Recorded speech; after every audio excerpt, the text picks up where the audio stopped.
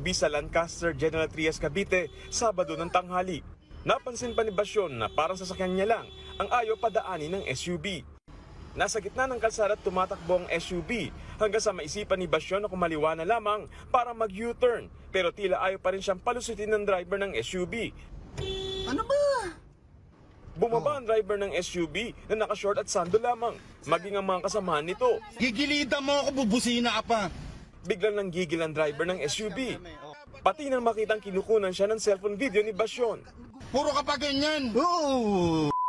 Yan ang mo. Yan ang mo cellphone. Sige, sir. Sir, anong... Ako, suggestion ko lang sa'yo. Sige Huwag po. kang ganon. Sige po, Kung salamat. sisingit ka, sumingit ka. Sige Huwag po. mo akong anuin. Sir, tama Huwag mo na. akong bulabugin. Inawat na ng kanyang mga kasama ang SUV driver. Umalis naman siya saglit, pero maya-maya, sumugod ulit. Sir, nakainom kayo, sir, no? Cellphone mo, ka. O yan. Cellphone mo. Wow. Umaksyon na ang mga gwardiya ng Lancaster at itinaboy na ang driver ng SUV.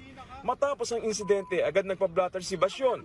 Natakot daw siya at lalo't kasama niya ang asawa at anak na 6 na buwan pa lamang.